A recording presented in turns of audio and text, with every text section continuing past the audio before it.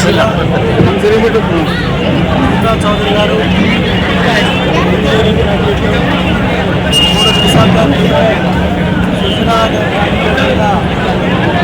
స్నేహితులందరూ కూడా కలిసి పరిశ్రమలు పారిశ్రామిక అభివృద్ధికి రాజకీయ రంగంలో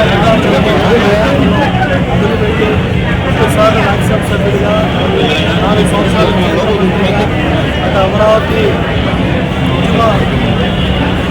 కార్యక్రమంలో కావచ్చు, అలాగే పోలవరం దగ్గర తీసుకురావడంలో ఆ రోజు చంద్రబాబు నాయుడు గారితో కలిసి చౌదరి గారి ఢిల్లీలో కూడా తెలుసు.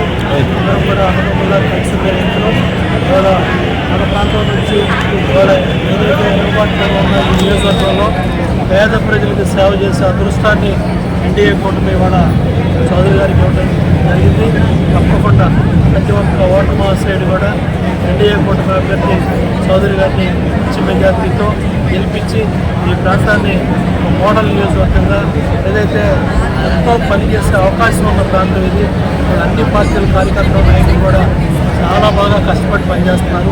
వచ్చిన తక్కువ కొద్ది రోజుల్లోనే చౌదరి గారు మంచి నేర్పించుకొని నియోజకవర్గాన్ని అభివృద్ధి బాటలో తీసుకెళ్తామని చెప్తున్న మాటలో ప్రతి ఒక్కళ్ళు కనిపిస్తున్నాయి.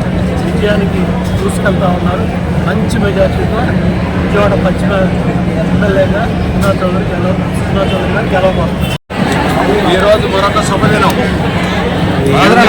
పార్టీ తెలుగుదేశం పార్టీ కూటమిలో ఎంతోమంది జనం ఓటు మహాశయులు అందరూ కూడా కార్యకర్తలాగా పార్టీలలో అందరికీ తెలిసిన విషయం భారతీయ జనతా పార్టీ నరేంద్ర మోడీ గారి నాయకత్వంలో గత 10 సంవత్సరాల్లో మన భారతదేశం ఎంతో అభివృద్ధి చెందింది. 35 కోట్ల బీపీఎల్లో అంటే అట్టడిగిన పేదరికాన్ని నుంచి బయటికి తీసుకురాగలిగిన ఘనత ఆయన. ఇంకొక విషయం, తెలుగుదేశం పార్టీ ఆంధ్రప్రదేశ్లో అతిపెద్ద పార్టీ. అన్న ఎన్టీ రామారావు గారి చంద్రబాబు నాయుడు గారి పరిపాలనా దక్షత, చంద్రబాబు నాయుడు గారి అభివృద్ధి, డెవలప్మెంట్ ఓరియంటేషన్ అన్నీ కూడా అందరికీ తెలిసిన విషయం. మూడో పార్టీ జనసేన పార్టీ. అతి చిన్న వయసు పవన్ కళ్యాణ్ గారి ఆధ్వర్యంలో వాళ్ళ కార్యకర్తలు కూడా యువతి యువకులు చాలామంది ఉన్నారు. వీళ్ళ మన ముగ్గురు కూటమి ఏర్పడి ఈ ఎన్నికలకు వెళ్తున్న తెలిసింది. ఈ దుష్ట పాలన, అరాచక పాలన తరిమి కొట్టాలి అని అంటే 3 పార్టీలు కలిసి జనం తండోపతండాలుగా వచ్చి మే 13వ తేదీ ఎప్పుడు వస్తుందా ఓటు వేసి జూన్ 4వ తేదీ బ్యాలెట్ బాక్సులు బద్దలు కొట్టాలని మద్దతులో ఉన్నారు. ఎక్కడికి వెళ్ళినా ప్రజలు బ్రహ్మరథం పడుతూ ఉన్నారు. ఈ రోజు ఎందుకన్నారంటే ముస్లిం క్రిస్టియన్ సోదరి తండోపతండాలుగా వచ్చి ఈ రోజు జాయిన్ అయ్యారు. ఇది 5వ రోజు. ముస్లింస్ క్రిస్టియన్స్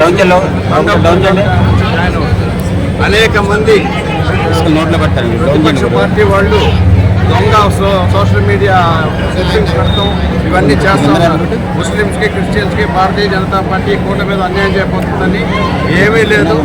ఈ దేశ పౌరులందరూ ముస్లిం సోదరుడైనా, క్రిస్టియన్ సోదరుడైనా, హిందువైనా అందరూ కూడా ఒకటే సెక్యులర్ భావాలతో భారతీయ జనతా పార్టీ కూటమి ముందుకు తీసుకెళ్తుంది.